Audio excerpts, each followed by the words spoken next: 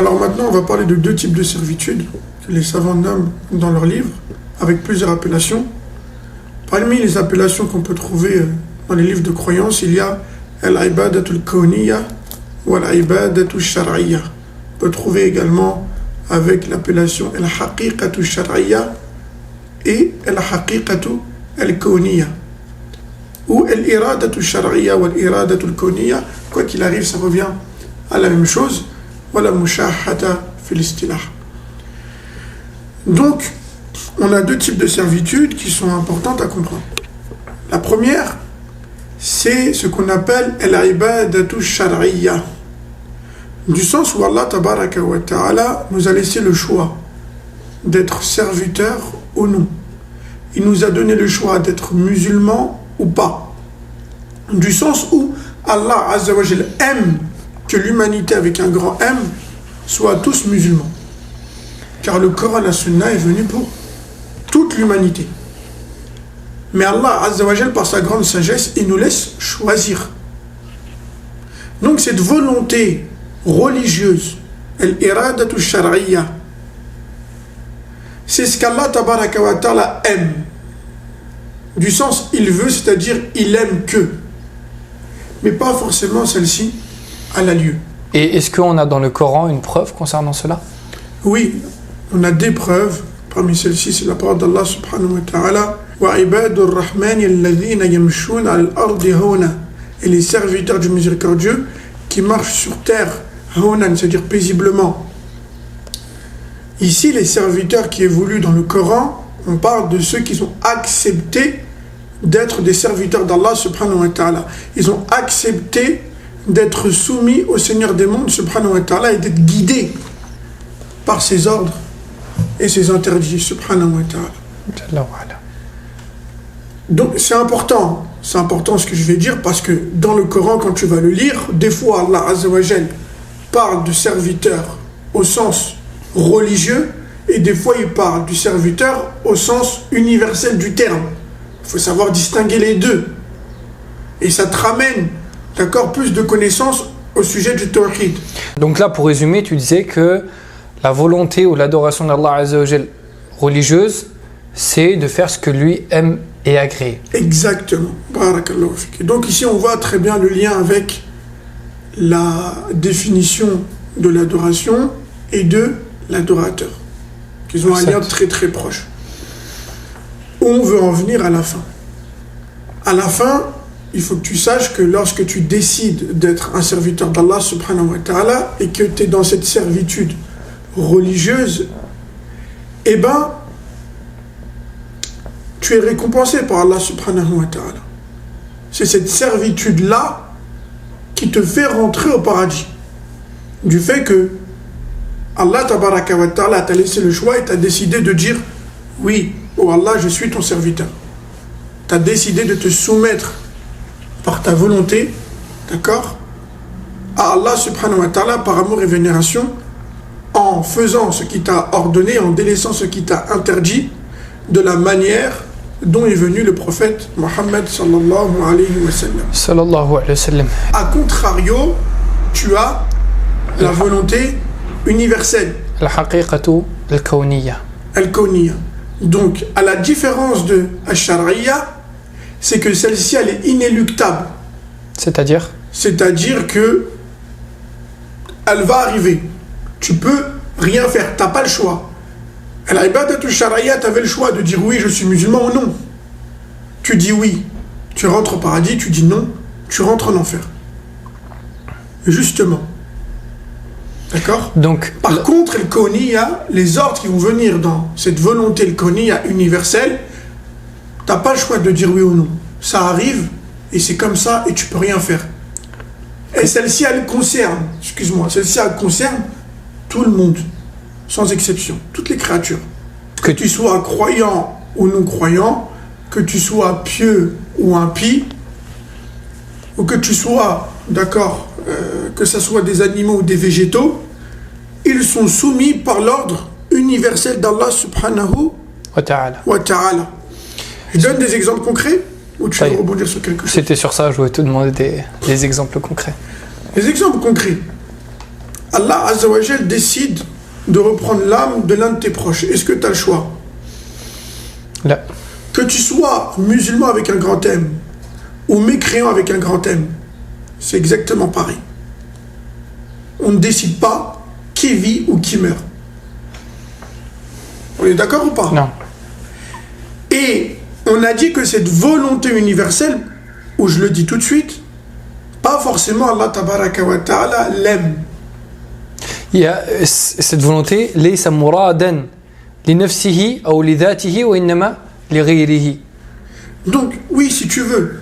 C'est-à-dire que, on y reviendra après, fais-le-moi penser, mais où je veux appuyer, c'est que, pas forcément Allah Azza wa Jal l'aime cette volonté. C'est-à-dire que, par son ordre universel, Allah tabaraka wa ta'ala décide que tel musulman sera malade. Est-ce que Allah Azza wa Jal aime que son serviteur est malade? Non. Mais est-ce que ça veut dire que Allah Azza wa Jal, il y a des choses qu'il ne peut pas contrôler? Non, pas du tout. Tout est entre les mains d'Allah subhanahu wa ta'ala. Wa ma tasha'una illa an yasha Allahu rabbul alamin. Il n'y a pas une chose que vous voulez sans qu'Allah Azza wa Jal l'ait voulu au préalable. Mais attention, on va aller doucement. Donc, ici, lorsqu'Allah Azza wa Jal décide qu'il va y avoir un naufrage dans tel endroit, ou qu'Allah Azza wa Jal décide que dans tel pays musulman, il va y avoir un tel séisme, ou que tel musulman va être malade, Allah Azza wa Jal n'aime pas ces choses-là. Pourtant, elles sont décrétées, pourtant elles ont lieu. Ça fait partie de la volonté universelle. Et c'est là que ta parole que tu as citée en langue arabe, elle est très importante. C'est que, s'il l'a décrété, c'est que forcément, il y a un bien qui découle derrière, une sagesse, que toi, peut-être, tu peux percevoir, ou que tu ne peux pas percevoir. Mais quoi qu'il arrive, le musulman, à ce moment-là, il doit patienter. Il n'y a pas une épreuve qui vous touche sans que ceci ait été provoqué de vos propres mains. Ça veut dire que déjà, la première sagesse, c'est de te remettre en question. Qu'est-ce que j'ai fait de mal? Pourquoi je suis tombé malade? Pour quelle raison il y a eu ce naufrage dans le pays musulman? Est-ce qu'on ne doit pas réviser? Est-ce que Allah Azza wa Jal ici nous envoie pas un signal? Comme le Salaf, il disait que inni la a'sillah fa'ara dhalika ala dabbati wa zawjati. C'est vrai, comme certains élèves disaient que lorsque je voyais que j'avais un problème dans mes biens mondains, que ça soit à travers ma monture ou que ça soit auprès de ma famille, je voyais en vérité mes péchés se matérialiser dans le mauvais comportement de ma femme ou dans le dysfonctionnement de ma monture. Donc ça revient à ce qu'on disait. Ou sinon, attention, ça peut aussi être une épreuve tout simplement pour voir si tu es vraiment véridique ou pas. N'oublions pas, parmi les raisons pour lesquelles on a été créé, il y a l'épreuve. Et on ne va pas s'éloigner de la cible. وَمَا خَلَقْتُ الْجِنَّ وَالْإِنسَ إِلَّا لِيَعْبُدُونَ. L'imam al-Shanqiti, rahmallahu ta'ala, lorsque tu reviens à son tafsir du Coran, Adwa ul-Bayan, il dit que j'ai créé les djinns et les hommes uniquement pour qu'ils m'adorent, c'est-à-dire j'ai créé les djinns et les hommes uniquement pour que je les éprouve. Et aussi on a un verset dans Surat Al-Mulk où Allah Azza wa Jalla nous dit Alladhi khalaqa al-mawta wal-hayata liyabluwakum ayyukum ahsanu amala. Exactement, il est très clair ce verset également dans le sujet. Lorsqu'Allah tabaraka wa ta'ala dit et on a créé la mort et la vie uniquement pour vous éprouver, pour voir qui parmi vous va suivre le Coran et la Sunna à ce moment présent. D'accord? On a aussi également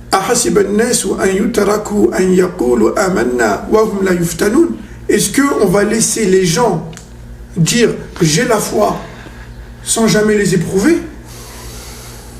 Donc ça, et là la leçon qu'on tire de ces types de servitude, c'est le bon comportement à adopter. Lorsqu'il y a al-ibadatul kawniyya, il faut patienter. Il faut se remettre en question.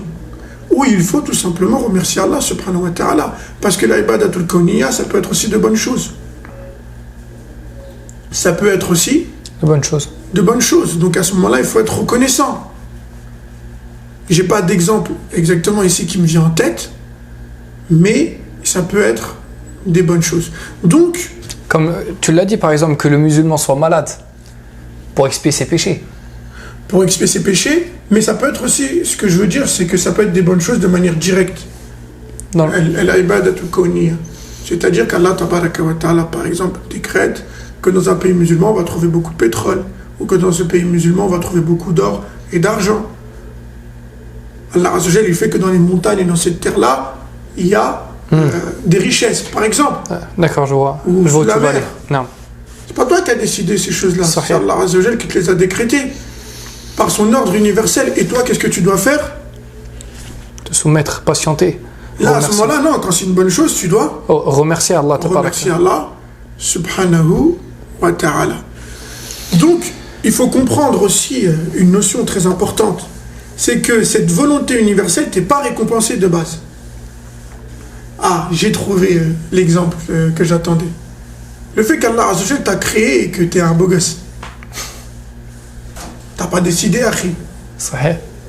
T'as un beau visage, t'as un beau corps. T'as rien fait. Mais Allah Azza wa Jalla l'a décidé par son ordre universel. Si t'es reconnaissant, t'es récompensé. Mais de base, t'as pas de récompense sur le fait que t'es beau. Et il y a beaucoup de sœurs, malheureusement, et beaucoup de femmes de manière générale. Allah Azza wa Jalla leur a donné une beauté innée. Plus que d'autres. Mais malheureusement, elles sont pas reconnaissantes. Et ça aussi, ça fait partie de la servitude. Et comprendre que ces choses-là ne sont pas, d'accord, récompensées de base. Et c'est pour cela que dans le hadith magnifique rapporté par Abu Hurairah radhiyallahu anhu, le prophète sallallahu alayhi wa sallam dit Inna Allah la yanzuru ila suwarikum ou ila abdanikum walakin yanzuru ila a'malikum wa qulubikum. Dans le sens du hadith.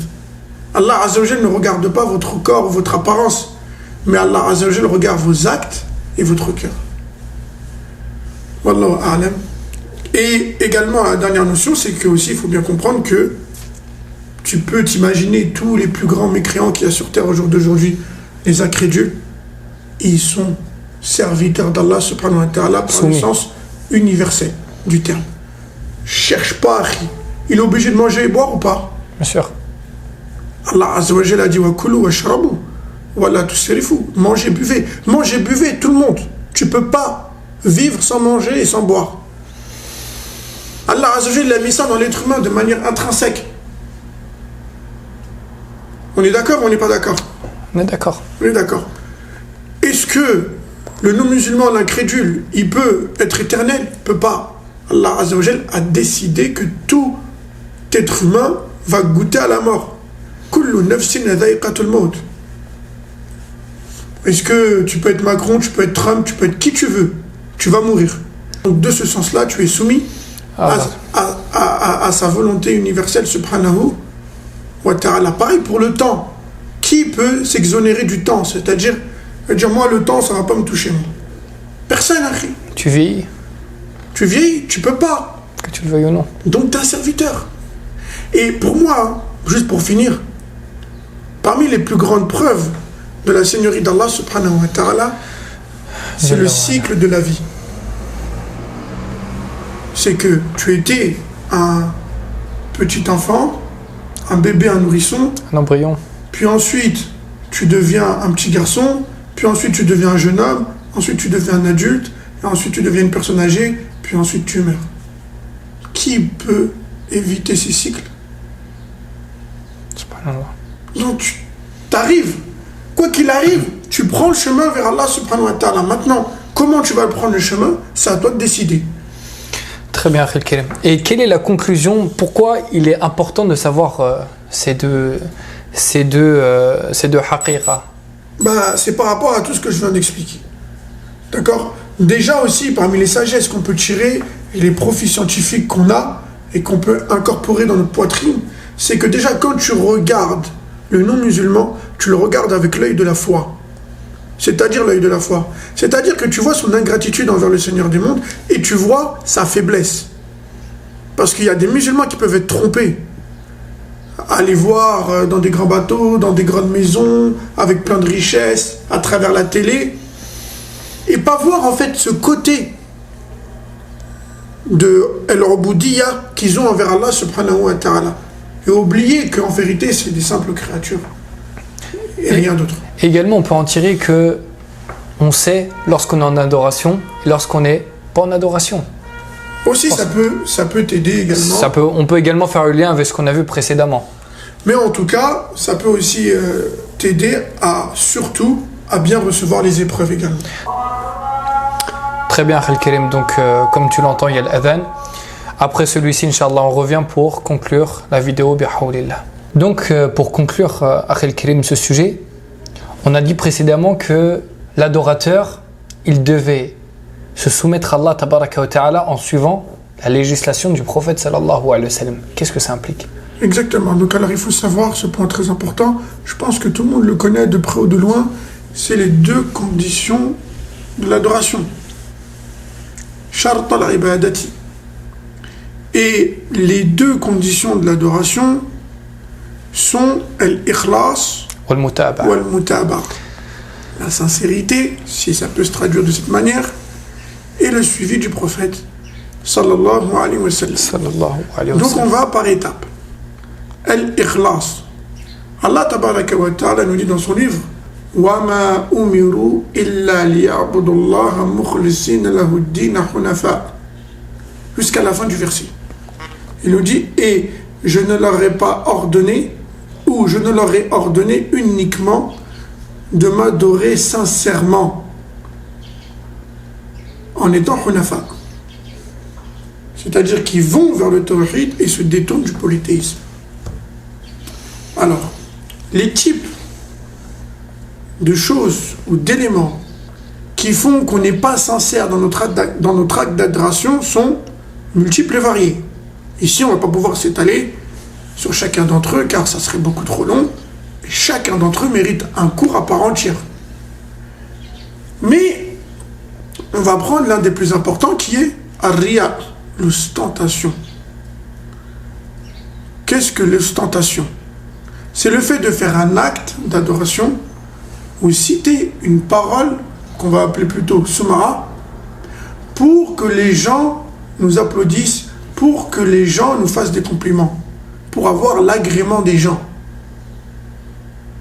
Tu peux prier, mais pas prier pour Allah. Prier parce que ton père t'a ordonné de prier et si tu pries, ton père sera content.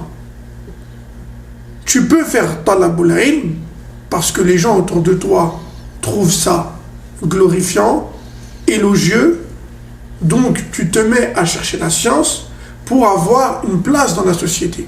C'est très grave. C'est très très grave. Le prophète sallallahu alayhi wa sallam a dit Man talaba ilman mimma yubtagha bihi wajhullah lam yajid ra'ihat al-jannah, ou kama qala sallallahu alayhi wa sallam. Celui qui recherche la science tout en cherchant autre chose que le visage d'Allah subhanahu wa ta'ala ne sentira pas l'odeur du paradis. Et il nous dit, Allah azza wa jalla dans un hadith al-Qudusi, Ana aghna shuraka'i ani shirk man amila amalan ashraka ma'i fihi ghairi taraktuhu wa shirkahu. Il dit, moi je me dispense de tout associé. Lorsque l'un d'entre vous fait un acte d'adoration, s'il m'a donné un quelconque associé, qu'il sache que je le laisse avec celui-ci. C'est un hadith Qudsi. Un hadith Qudusi. Et au jour d'aujourd'hui, bien évidemment, on est toujours dans le concret. On essaie d'être un maximum dans le concret. Les réseaux sociaux, les caméras, les appareils photo nous ont fait un très grand mal sur cette question. Donc, il faut en parler de plus en plus et redoubler d'efforts à rechercher la sincérité. Selfie devant la Kaaba, selfie en train de lire le Coran, selfie en train d'étudier, selfie. Les conséquences sont énormes parce qu'une personne, imaginez-vous, traverse le monde pour aller faire sa umrah, il fait de l'ostentation devant la Kaaba pendant le tawaf, sa umrah elle est annulée. Sa umrah, elle est annulée. Barakallahu fik. Elle est nulle. Il a commis même du polythéisme. Mineur. Et il a commis du polythéisme mineur. On en reparlera. Pareil pour le Hajj. Il faut recommencer. Hein. Tu n'as pas accompli ton pèlerinage. Ton 5e pilier de l'islam. La ilaha illallah. Je ne sais pas si tu te rends compte, Akhi. Je ne sais pas si tu te rends compte, Akhi. Une personne qui a fait 10 ans, 15 ans, 20 ans, 30 ans de talabul ilm, qu'Allah tabaraka wa ta'ala nous en préserve. Allahumma amin. Pour avoir des cas sur YouTube, pour avoir des cas sur Insta, pour avoir une place auprès de la Ummah, mais pas pour avoir l'agrément d'Allah subhanahu wa ta'ala, comment il finit. Il est venu dans un hadith authentique que le premier qui sera châtié le jour de la résurrection, c'est un savant. Pourquoi? Lorsqu'Allah Azza wa Jal lui dira pourquoi tu as appris, pourquoi tu as mémorisé, pourquoi tu as enseigné, il dira j'ai fait ça pour toi, ya Allah. Dieu, c'est faux.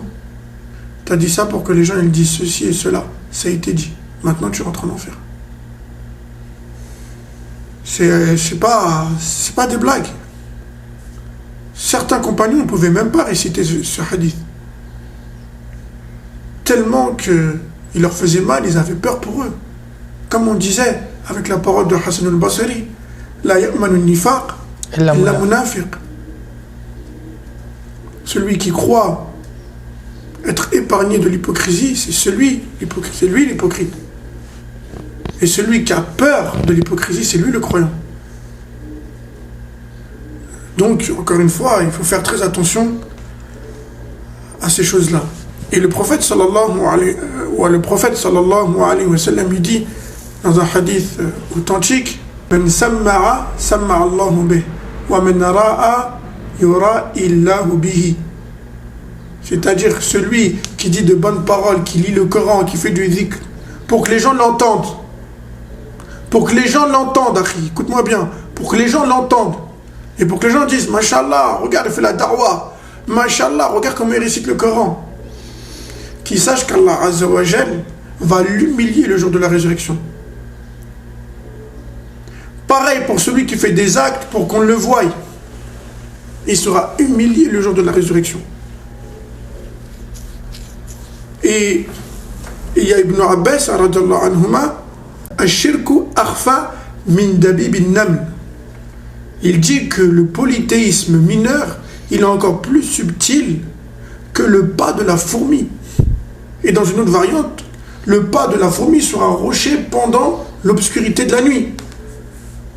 C'est très subtil, Akhi. Vraiment. Et très dangereux. Le prophète sallallahu alayhi wa sallam parle aux compagnons. Ceux qui ont concrétisé le mieux le tawhid.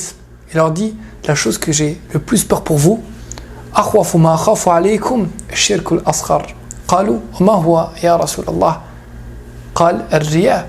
Barakallahu fik. Donc le prophète sallallahu alayhi wa sallam, il parle à qui? Il parle à Abu Bakr as-Siddiq, il parle à Omar ibn Khattab, il parle à Othman ibn Affan, il parle à Ali ibn Abi Talib.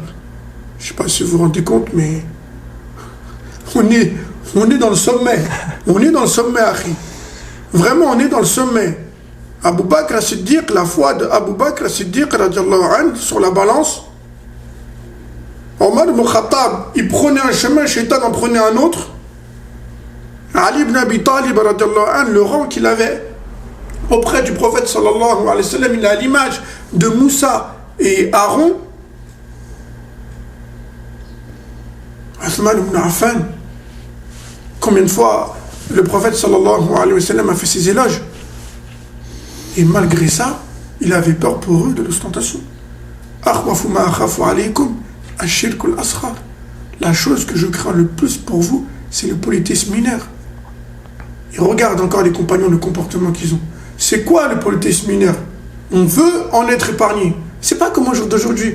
Il entend des bonnes paroles de l'imam, puis après. De toute façon, moi, je ne suis pas concerné dans la vraie vie. Si tu es concerné, si les compagnons ils sont concernés, comment toi, tu ne peux pas l'être en 2025?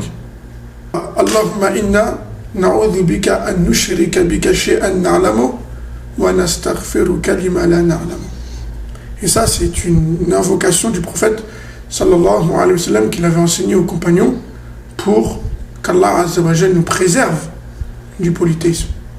Concernant la deuxième condition de l'adoration qui est al-mutaba'a, le suivi du prophète sallallahu alayhi wa sallam. Très étonné qu'au jour d'aujourd'hui ce sujet soit un sujet à divergence. Allah al-musta'an wa alayhi tuklan. Mais c'est une réalité. Beaucoup de nos frères et sœurs malheureusement ont dévié concernant le suivi du prophète sallallahu alayhi wa sallam avec beaucoup de mauvaises compréhensions et d'ambiguïté. Alors premièrement, on va commencer par le Coran. Qu'est-ce que le livre d'Allah subhanahu wa ta'ala, la première source des musulmans, nous dit concernant le suivi du prophète sallallahu alayhi wa sallam? Est-ce qu'il est facultatif ou est-ce qu'il est obligatoire? Il faut savoir, mes chers frères et sœurs, que plus de 30 fois dans le Coran, Allah tabaraka wa ta'ala joint son obéissance à celle de son messager Mohammed sallallahu alayhi wa sallam. Encore une fois, afala yatadabbaruna al-Qur'an am ala qulubin aqfaluha? Ne vont-ils pas méditer sur le Coran?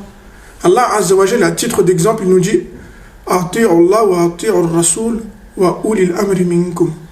Obéissez à Allah et obéissez aux messagers et aux détenteurs, d'accord, de l'ordre.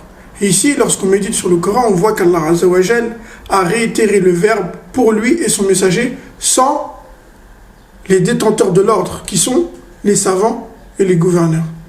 Donc, lorsqu'ils disent il faut absolument que tu suis l'imam, absolument il faut que tu suis l'imam, sinon tu n'es pas sur la sunna. On voit bien que déjà, en méditant sur le Coran, ils ne sont pas sur la voie droite. Mais ensuite, à titre d'exemple, Allah tabaraka wa ta'ala, qu'est-ce qu'il dit? Et celui qui obéit à Allah et son messager, il aura goûté à la grande félicité. Et ce genre de versets, vraiment, ils sont indénombrables. Allah Azza wa Jalla dit également وَمَا أَرْسَلْنَا مِن رَسُولٍ إِلَّا لِيُطَاعَ بِإِذْنِ اللَّهِ. Et on n'a pas envoyé un messager sans qu'on ait ordonné de lui obéir. Donc il faut savoir que les messagers de manière générale, et plus précisément le prophète Mohammed sallallahu alayhi wa sallam, est venu nous faire montrer comment adorer Allah tabaraka wa ta'ala. Et son suivi, il est obligatoire. Et ceci pour tout le monde. وَمَا أَرْسَلْنَاكَ إِلَّا رَحْمَةً لِلْعَالَمِينَ. Et on t'a envoyé en tant que miséricorde pour les mondes. Et également Allah Azza wa Jalla nous dit فَمَا اخْتَلَفْتُمْ فِيهِ مِنْ شَيْءٍ فَحُكْمُهُ إِلَى اللَّهِ. Barakallahu fik. Mais regarde, on a des versets encore plus clairs.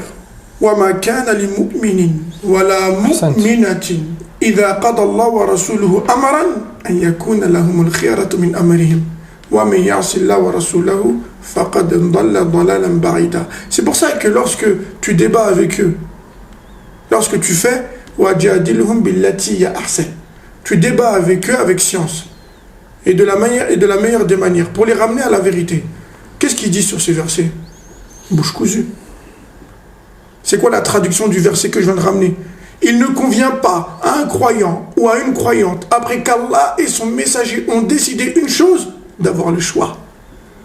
Et celui qui désobéit à Allah et son messager se sera égaré d'un égarement comment? Lointain. Oui, mais c'est une simple divergence, tu peux choisir un égarement lointain. Et les versets, vraiment, on peut en citer et en reciter sur la question. Maintenant, on bascule sur la sunna. Qu'est-ce que le prophète sallallahu alayhi wa sallam a dit? Sallallahu alayhi wa sallam. Kullukum yadkhuluna al-jannata illa man aba. Il vient le prophète sallallahu alayhi wa sallam et il dit à tous les musulmans et les musulmanes, tout le monde rentrera au paradis, sauf celui qui s'est refusé. Les compagnons, ils ont dit, Qalu ya Rasulallah, wa man aba, qui s'est refusé? Le prophète sallallahu alayhi wa sallam répond en disant, Man ata'ani dakhla al-jannah, wa man asani faqad aba. Celui qui m'obéit,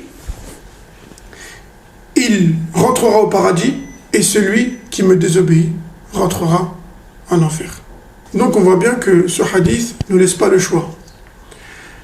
Et on a également un hadith qui est venu de manière authentique dans Sahih al-Bukhari, dans lequel un homme a refusé de manger de la main droite. Il mangeait de la main gauche et le prophète sallallahu alayhi wa sallam lui ordonne de manger de la droite. Qu'est-ce qu'il dit cet homme? Il rétorque le prophète sallallahu alayhi wa sallam en disant La astati'a, oh, mastata, je ne peux pas. Et le prophète sallallahu alayhi wa sallam il lui dit mastata'at. Il lui dit, et tu ne pourras pas.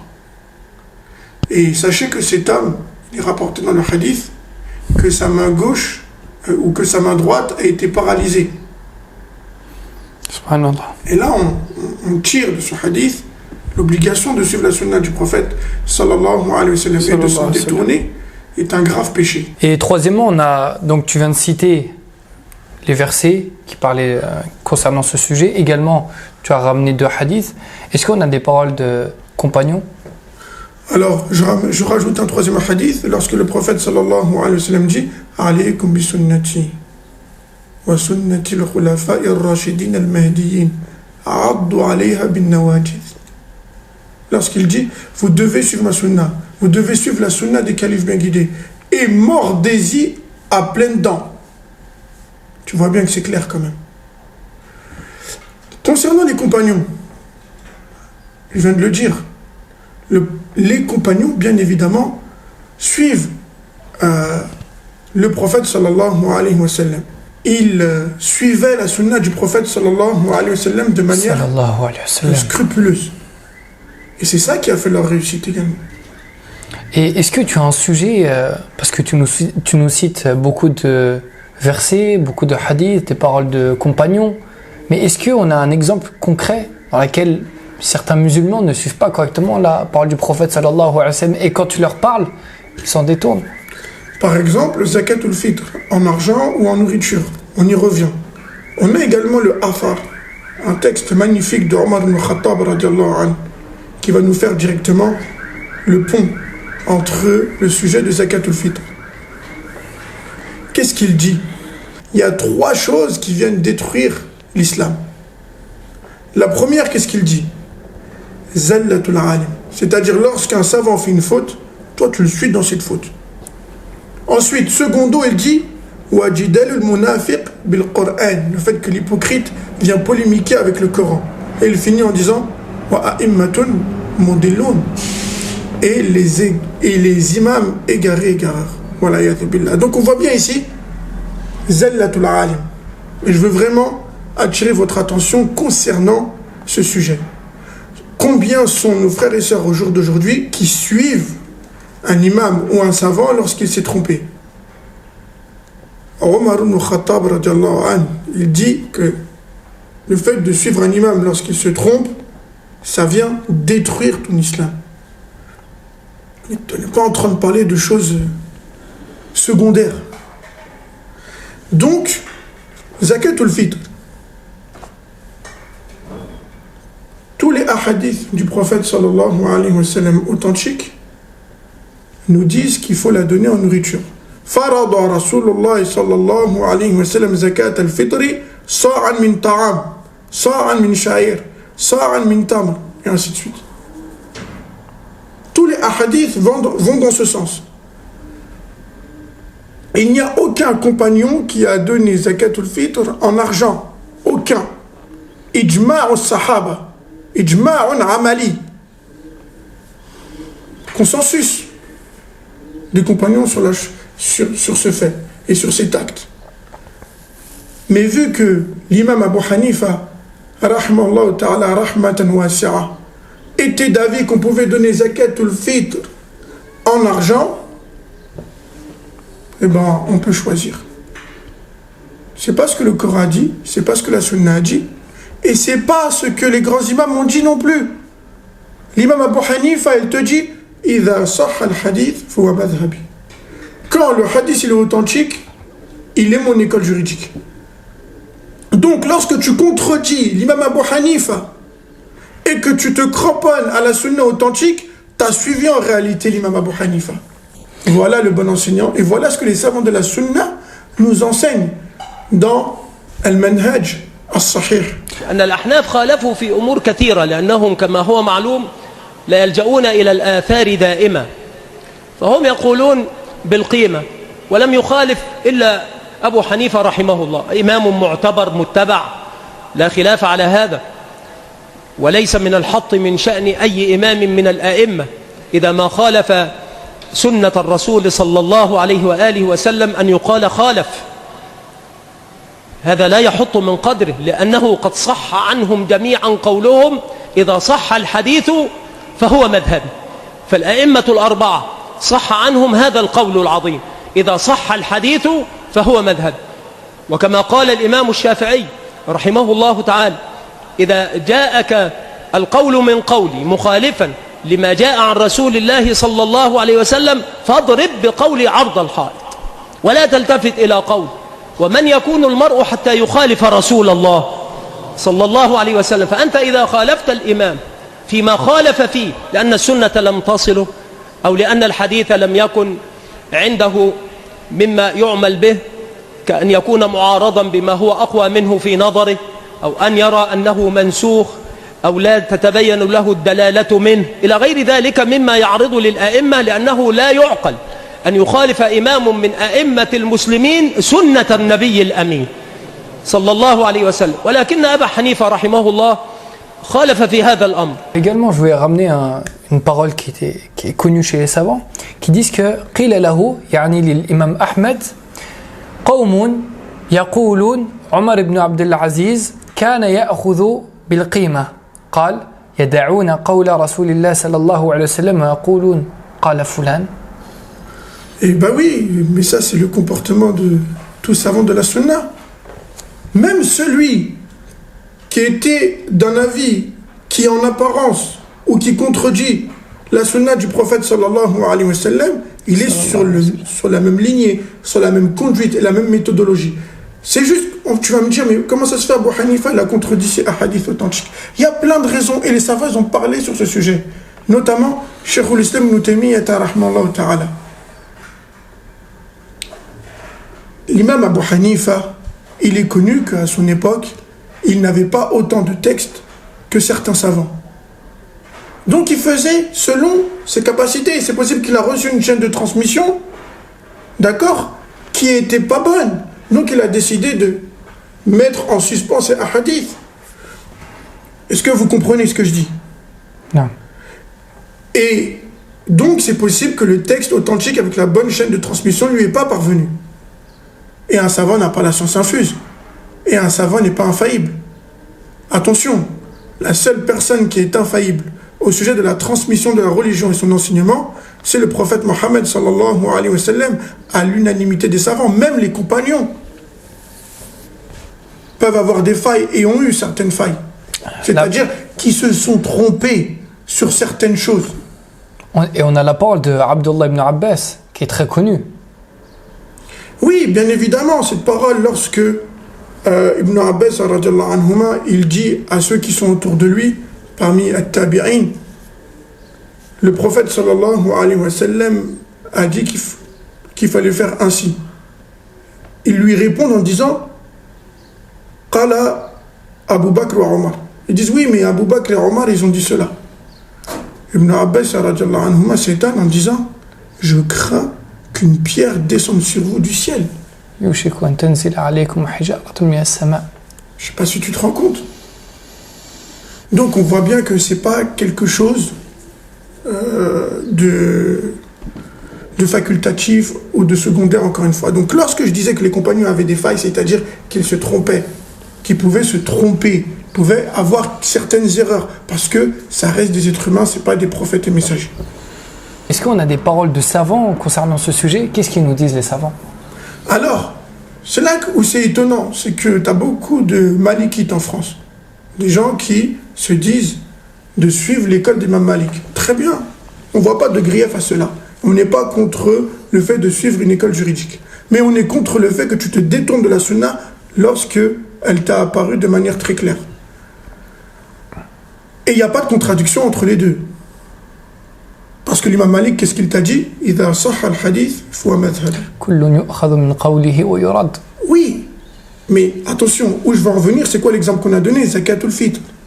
D'accord? Ils sont malikites toute l'année. Puis lorsqu'on arrive au mois du Ramadan, ils deviennent Hanafi. Alors que l'imam Malik, il a dit كل يؤخذ من قوله ويرد إلا صاحب هذا القبر. Toute personne, on prend sa parole ou on la rejette, sauf celui qui est dans cette tombe et il fait montrer, d'accord, la tombe du prophète sallallahu alayhi wa sallam. Donc le suivi aveugle, at-ta'assub, Al-A'ma ou Taqlid al-A'ma, ça n'existe pas dans les 4 écoles. Comment déjà l'école de l'imam Malik s'est fondée? Comment l'école de l'imam Al-Shafi'i s'est fondée? Comment l'école de l'imam Ahmed s'est fondée? Comment l'école d'Abu Hanifa s'est fondée? Excusez-moi, j'ai cité ça dans le désordre, mais comment elles se sont fondées? Elles se sont fondées en se basant sur les paroles du prophète, sallallahu alayhi wa sallam, en cherchant la vérité, en cherchant la parole la plus juste. Pas en faisant du suivi aveugle. Donc si tu veux réellement les suivre, toi aussi tu fais tout pour suivre la sunna. Et il y a quelque chose qui est très clair sur le sujet, c'est que ton époque, c'est pas leur époque. La science qui t'est proposée au jour d'aujourd'hui, en termes de livres, en termes de cours, en termes de retranscription, en termes de partage, d'accord, de la science, on est dans une époque où tout est facilité. Avant, c'était pas le cas. Ils voyageaient pour un seul hadith. Donc c'était plus difficile pour eux d'avoir la science entre les mains et de voir, d'accord, les différents hadiths et de voir les choses de plusieurs angles. Et ça ne veut pas dire que tu es plus savant. Mais ça veut dire que eux, ils peuvent avoir des excuses. Mais toi, tu n'en as pas.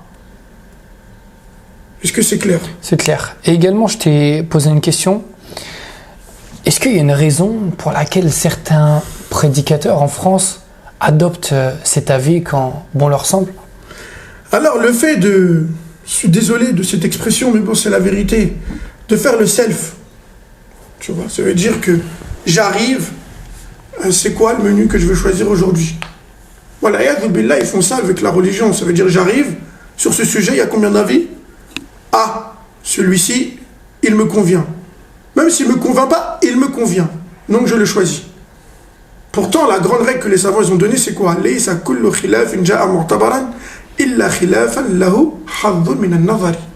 C'est pas toute divergence qui est à prendre en compte. Uniquement la divergence qui convainc et pas celle qui convient. Je vais répéter cette règle, elle est très importante. Tu dois choisir l'avis qui te convainc et pas celui qui te convient. Également, Shatibi, il nous dit dans le Muwafaqat que le prédicateur, le savant, il est là pour sortir Al-Ammi, c'est-à-dire la personne de la masse, de ses passions. Il est là pour le guider. Il n'est pas là pour lui donner des choix et que lui, après, il prend ce que bon lui semble. Tout à fait. Lorsqu'Allah Tabaraka wa Ta'ala dit dans son livre « Fas'alu ahla dhikri in kuntum la ta'lamun » et questionnez les gens du rappel lorsque vous ne savez pas. Et qu'ensuite, dans de nombreux versets, Allah Azza wa Jalla t'interdit de suivre tes passions. Lorsque tu vas voir le savant, c'est pour avoir la vérité. C'est pas pour suivre ce qui te convainc. C'est pas pour suivre ce qui te convient et délaisser ce qui te convainc. Donc, les mazahib, ils n'ont pas été installés pour suivre ces passions. Wallah al-musta'an wa alayhi tuklan. Et quand je reviens à ta question, lorsque tu disais pourquoi ils font ça, certains, bien évidemment, ça a une raison politique. Plus il y a des mazahib, plus il y a des avis, et plus on va pouvoir être en concordance avec l'islam de la République et de la France. Attention. Attention. Ça existe, c'est vrai. Malheureusement. Donc, on a également Usul al-Fiqh qui est très clair sur la question de Zakatul Fitr. Le prophète sallallahu alayhi wa sallam, il nous dit clairement dans le hadith rapporté par Ibn Abbas, Farada Rasulullah sallallahu alayhi wa sallam zakat al-fitri tuhratan lis-sa'imi min al-lagwi wal-rafath wa tu'matan lil-masakin. Il dit que le prophète sallallahu alayhi wa sallam a ordonné zakat al-fitr pour qu'elle soit une purification pour le jeûneur de toutes ses fautes, d'accord, futiles qu'il a pu commettre pendant ce mois du Ramadan. Et puis, qu'est-ce qu'il dit à la fin? Il dit, et en tant que nourriture pour les pauvres. C'est clair. Mais eux, ils vont aller chercher des textes qui n'ont rien à voir. Ils vont prendre des textes généraux et ils vont délaisser les textes clairs sur le sujet. Par exemple, le prophète sallallahu alayhi wa sallam sur le sujet, il dit Arnuhum anis su'ali fi dhalika al-yawm. Faites en sorte qu'ils ne demandent pas ce jour-ci. Et ce hadith, il est faible. Mais il s'accroche quand même dessus. Ça fait partie des méthodologies des gens du faux. Et des gens qui n'ont pas compris le fiqh. Et là, on voit bien que c'est un suivi des passions. Et même lorsqu'on revient aux règles de Usul al-Fiqh, qu'est-ce qui nous enseigne Usul al-Fiqh? Quand on a un hadith précis et un hadith général.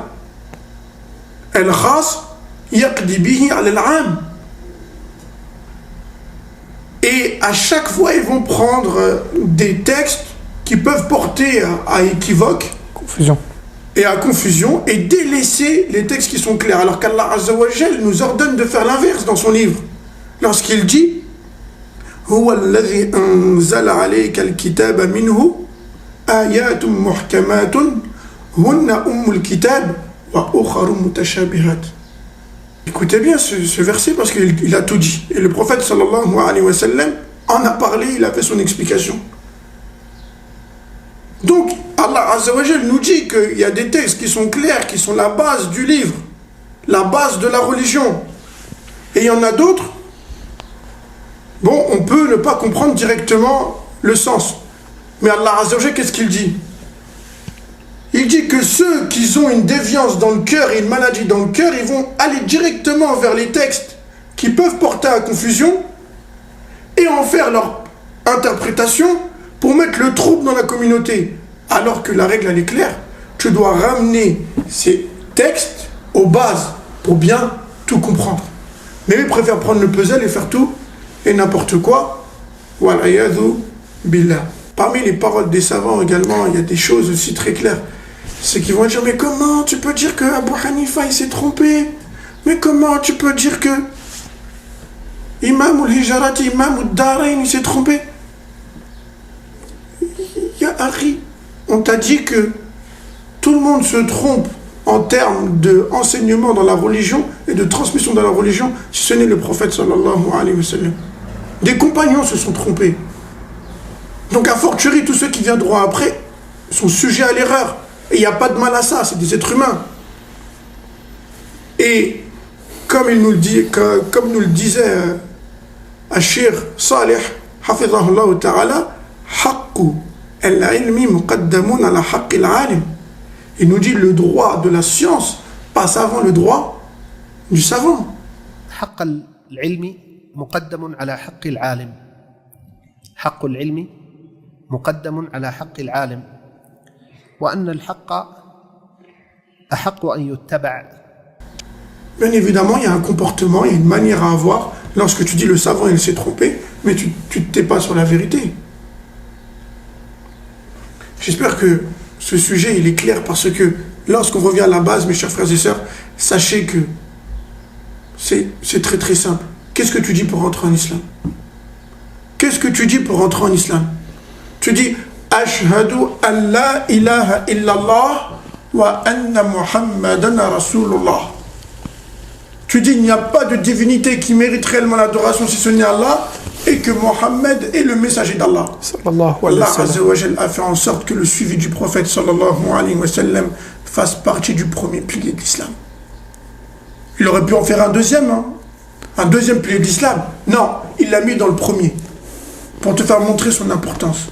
Puis ensuite, toi, tu suis l'imam Malik, tu suis l'imam Abu Hanifa, tu suis l'imam Ahmed, aveuglement, sans chercher la vérité. Ça va pas de soi. Alors qu'ils t'ont tous dit de suivre le messager d'Allah sallallahu alayhi wa sallam, et lorsque le texte est authentique, il est mon école juridique. Donc normalement, on n'a même pas à parler de ces sujets-là. Et c'est très dangereux d'aller piocher, faire le self dans chaque madhab. Parce que par du salaf, qu'est-ce qu'ils ont dit? Men tatabba ar-rukhas tazandaq. Il y a d'autres savants, ils ont dit celui qui prend les permissions qu'ils trouvent dans les paroles des savants parce qu'ils se sont trompés ou parce que leur parole elle est marjour, qu'ils sachent qu'ils ont réuni en eux tout le mal. Tout le mal. Ijtama'a fihim asharru kullu. Wallah al-musta'an wa alayhi tuklan. Et c'est ton adoration que tu mets en péril, c'est ton adoration que tu invalides, et c'est peut-être cette hasana-là ou ces hasanat-là qui va te manquer pour rentrer au paradis. Et si ces personnes-là, ils avaient un minimum de piété et un minimum de crainte d'Allah tabaraka wa ta'ala, et que leur science était vraiment utile et bénéfique, comme Allah Azza wa Jal nous le demande lorsqu'il dit Innama yakhsha Allaha min ibadihi al-ulama. et les personnes qui craignent réellement Allah Azza wa Jal, ce sont les savants. Là, on parle d'une science utile, bénéfique. Eh bien, au moins, il t'aurait dit de prendre tes précautions. Lorsqu'il y a divergence entre l'argent et la nourriture, les textes qui sont clairs, c'est la nourriture. Donc, qu'est-ce qu'il te dit? Fais en nourriture. Fais en nourriture. Au moins, c'est sûr. Puis ensuite, si tu veux sortir de l'argent de ta poche et donner aux pauvres, vas-y, fais-le. Mais non, ils sont sans scrupules. Leur, passion, elle a débordé et dépassé les limites. Wallah al-musta'an wa alayhi tuklan. Et malheureusement, il faut vraiment faire attention à ça. Al-ilmu la turiyan, c'est-à-dire que, comme nous le disait aussi Cheikh Saleh, c'est que la science, elle a ses embûches. Tu peux apprendre et malheureusement tomber dans des ambiguïtés, mal comprendre les textes religieux et faire plus de mal que de bien. Wa nas'allahu tabaraka wa ta'ala an yaqbala minna wa yarzuqana ilman nafi'an. Allahumma salli wa sallim ala nabiyyika Muhammad wa ala alihi wa sahbihi wa sallam. لسنا نرى في أي شيخ عصمة فيكون كالمبعوث بالفرقان فاعرف مقام الشيخ واحذر دائما درب الهوى واتبع سنى البرهان